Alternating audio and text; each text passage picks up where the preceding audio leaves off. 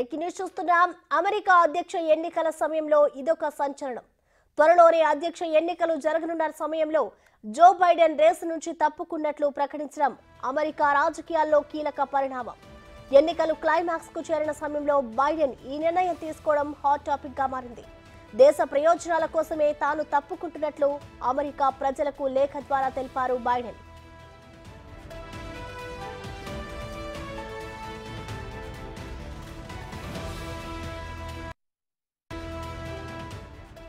కాగా బైడెన్ ఇటీవల అనారోగ్య సమస్యలతో బాధపడుతున్నారు. అలాగే ట్రంప్ తో జరిగిన డిబేట్ లోనూ వైఫల్యం చెందారు. దానికి తోడు సొంత పార్టీ నుంచే తీవ్ర వ్యతిరేకత రావడంతో వైదొలుగగా తప్పని పరిస్థితి తలెత్తింది. పార్టీ కార్యకర్తలకు దేశ ప్రజలకు లేఖ రాశారు. ఎన్నికలకు ఇంకా 4 నెలలే మిగిలి ఉన్న సమయంలో బైడెన్ పోటీ నుంచి తప్పుకోవడంతో డెమోక్రాట్లలో అయోమయ పరిస్థితి నెలకొంది.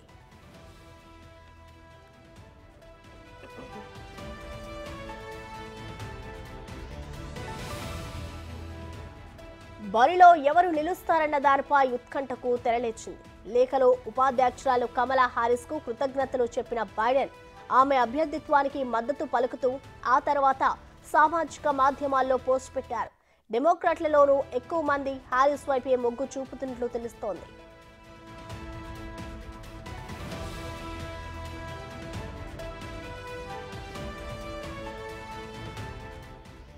ఎనభై ఒక్కేళ్ల బైడెన్ ఇటీవల పలు ప్రచార సభల్లో తడబడ్డారు. దీంతో పాటు ట్రంప్ తో జరిగిన చర్చలు ఘోరంగా విఫలమయ్యారు. ఆయన ప్రస్తుతం కోవిడ్తో ఐసోలేషన్లో ఉన్నారు.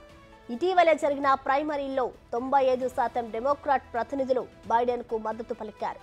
ఆయన అనూహ్యంగా వైదొలగడంతో మరోసారి వారంతా మరో అభ్యర్థిని ఎన్నుకోవాల్సి రావచ్చు.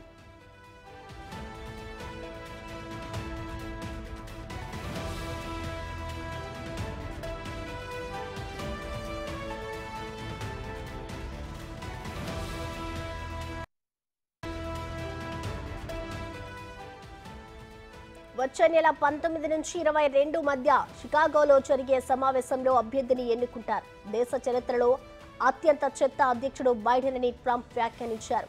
డెమోక్రాటిక్ నామినీగా బైడెన్ వైదొలిగిన తర్వాత ఆయన స్పందించారు. కమలా హారిస్ అభ్యర్థి అయితే తాను మరింత సులభంగా ఓడిస్తానంటున్నారు ట్రంప్.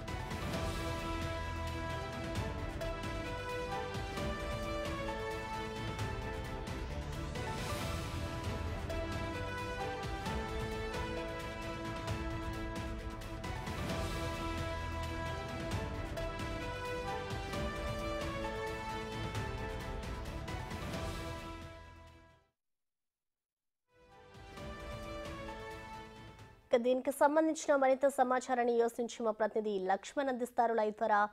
లక్ష్మణ్, చెప్పండి, మరికొన్ని రోజుల్లో అయితే యూఎస్ లో ఎలక్షన్స్ ఉన్నాయి. ఇలాంటి టైంలో బైడెన్ ఈ నిర్ణయం తీసుకోదాన్ని మనం ఎలా చూడాలంటారు? తన అధ్యక్ష ఎన్నికల రేస్ నుంచి తప్పుకుంటున్నట్లు కూడా తను ప్రకటించారు. దీన్ని ఎలా అర్థం చేసుకోవాలంటారు లక్ష్మణ్? ఇది అమెరికాలో చెప్పాలంటే ఒక లీడర్షిప్ క్రైసిస్ నడుస్తా ఉందండి డెమోక్రటిక్ పార్టీలోనే.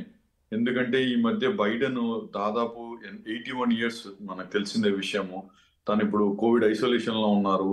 మొన్న తన మీటింగ్స్ ఏవైతే జరిగాయో ట్రంప్ తో చాలా బేసిక్ గా ఆయన చేయలేకపోయాడు. యాక్చువల్గా విత్ ఇన్ పార్టీలోనే చాలా వ్యతిరేకత వచ్చింది. చాలా మంది పుష్ చేశారు. ఇన్ఫాక్ట్ ఓల్డ్ ప్రెసిడెంట్ ఒబామా గారు కూడా బైడెన్ దిగాల అని చెప్పేసి కూడా పుష్ చేశారు. ప్లస్ ఈ అమెరికాలో ఏమవుతుందంటే పార్టీస్ కి స్పాన్సర్స్ చేసే వాళ్ళు ఉంటారనమాట. ఆ స్పాన్సర్స్ అందరు కూడా ఏంటంటే బైడెన్ కి డెమోక్రటిక్ స్పాన్సర్స్ అంతా కూడా బైడెన్ కి అగైనెస్ట్ అయిపోయారు. మీరు దిగాలి, ఇంకా ఏజ్ క్రైసిస్ ఉంది, ఈ లీడర్షిప్ క్రైసిస్ ఉంది, ఎవరన్నా ఆపర్చునిటీ ఇవ్వాలి అని చెప్పేసి. బట్ ఒక పక్క చూస్తే చాలా అంటే రిపబ్లికన్స్ అడిగితే యుఎస్ వచ్చేసి ఈ బైడెన్ గారి బేసిక్ ప్రెసిడెన్షిప్ లో చాలా ఇన్ఫ్లేషన్ క్రైసిస్ కానీ కంట్రీలో వచ్చేసి ద్రవ్యోల్బణం చాలా విపరీతంగా ఎక్కువ ఉంది. తర్వాత ఇమిగ్రేషన్ క్రైసిస్ ఒకటి, తర్వాత యుద్ధాలు ఒకటి, ఇవన్నీ సరిగ్గా హ్యాండిల్ చేయలేకపోతున్నారనే విమర్శలు కూడా వినిపిస్తా ఉన్నాయి. ఇప్పుడు రెండో పాయింట్ ఏంటంటే కమలా హ్యారిస్ ఎక్కువ పేరు వినిపిస్తాం, తను ప్రెసెంట్ వైస్ ప్రెసిడెంట్. యుఎస్ లో ఏదన్నా అయితే నెక్స్ట్ వచ్చేసి వైస్ ప్రెసిడెంట్ టేక్ ఓవర్ చేస్తారనమాట. సో కమలా హ్యారిస్ మనం హిస్టరీ చూసామంటే యుఎస్ లో ఎప్పుడు కూడా ఒక లేడీ ప్రెసిడెంట్ ఎప్పుడు అవ్వలేదన్నమాట. గత 200 సంవత్సరాలుగా 150 సంవత్సరాలుగా వాళ్ళు ఎప్పుడైతే మనకు చూస్తే ఎప్పుడు కూడా ఒక ఆవిడ తన హిలరీ క్లింటన్ గారు పోటీ చేశారు, తను ట్రంప్ తోనే ఓడిపోవడం కూడా జరిగిపోయింది యాక్చువల్ గా పాస్ట్ లో. బట్ ఈ ట్రంప్ చాలా కాన్ఫిడెంట్ గా ఉన్నాడు. చూస్తుంటే ఈ రీసెంట్ గా తన పైన అటాక్ జరగడము, ఆ సింపతి రావడము, ఇప్పుడు బైడెన్ దిగడము, ఇవన్నీ చూస్తుంటే ఒక విధంగా చెప్పాలంటే డెమోక్రటికన్స్ కి కొద్దిగా నెగిటివ్ అని చెప్పుకోవచ్చు యాక్చువల్ గా. సో ఇప్పుడు కమలా హ్యారిస్ పేరు రావచ్చు, రేపు పొద్దున ఇంకా బర్నీ శాండర్స్ అని డెమోక్రటికన్స్ తో ఉన్నారు, ఇంకా చాలా మంది పేర్లు వినిపిస్తా ఉన్నాయి. ఒకవేళ వీళ్ళే మళ్ళీ మేము ముందు వస్తాం అంటే మళ్ళీ ఒక డెమోక్రటికన్ పద్ధతిలో వాళ్ళకు మళ్ళీ డిబేట్స్ జరిగి వాళ్ళను ఒకరిని ఎన్నుకొని తర్వాత పోటీ చేసే పాటికి ఈ 3 నెలల టైంలో ట్రంప్ ఇంకా ముందుకెళ్ళొచ్చు అనే కూడా వినిపిస్తా ఉంది మనకి. రెండోది, ట్రంప్ చూసారంటే చాలా యంగ్స్టర్ ని పిక్ చేసుకున్నాడు తన వైస్ ప్రెసిడెంట్ కి. జస్ట్ 39 సంవత్సరాల వ్యక్తిని, వెన్స్ గారిని పిక్ చేసుకున్నారు. అది కూడా ఒక బిగ్ అడ్వాంటేజ్. ట్రంప్ ఏం చెప్తున్నాడు, నెక్స్ట్ వచ్చేసి ఈ 75 ఇయర్స్ 80 ఇయర్స్, ట్రంప్ గారు కూడా దగ్గర 75 సంవత్సరాల పైన ఉన్నాయి. సో నెక్స్ట్ వచ్చేసి కంట్రీకి ఒక యంగ్ ప్రెసిడెంట్ కావాలి అంటే ఈ వెన్స్ వ్యక్తికి నెక్స్ట్ లెగసీ ఉంటుంది రిపబ్లికన్ పార్టీస్ తో. ఈ ట్రంప్ ఒకవేళ గెలిచి ఈయన 4 ఇయర్స్ లో వైస్ ప్రెసిడెంట్ చేస్తే అప్పుడు వెన్స్ కి ప్రెసిడెంట్ ఛాన్సెస్ ఉంటాయి అనమాట. ఒక యంగ్స్టర్ వచ్చే లైన్ కూడా క్లియర్ చేస్తున్నారు అనమాట. సో ఓవరాల్ చూడాలంటే డెమోక్రటికన్ పార్టీస్ పెద్ద స్ట్రగులే జరుగుతూ ఉంది. ఇంకా ఈయన బైడెన్ దిగడం ఒక విధంగా చెప్పాలంటే అందరు కోరుకున్న డెమోక్రటిక్ పార్టీస్ వాళ్ళే ఆయన దిగాలి అని చెప్పేసి ఇప్పుడు నెక్స్ట్ ఏం జరగబోతుందో కూడా ఉత్కంఠగా ఉంది. బట్ ఓవరాల్ నాకు అనిపించేది ఈ లోకల్ మనం ఇన్వాల్వ్ అయితే చూసేది ట్రంప్ కు ఒకంత ఆధిత్యం అయితే డెఫినెట్ గా ఉంది. ప్లస్ మెయిన్ థింగ్ ఏంటంటే తన పైన అటాక్ జరగడము, తను ఇంకా స్ట్రాంగ్ అవ్వడము, ఆ తర్వాత ఈ వైస్ ప్రెసిడెంట్ క్యాండిడేట్ పెట్టడము, ఈ టైంలో ఆపోజిషన్ పార్టీస్. బైడెన్ అయితే తాను ఎందుకు ఈ ఎన్నికల నుంచి తప్పుకుంటున్నాను అనేది మాత్రం తను రీజన్స్ అయితే వెల్లడించలేదు.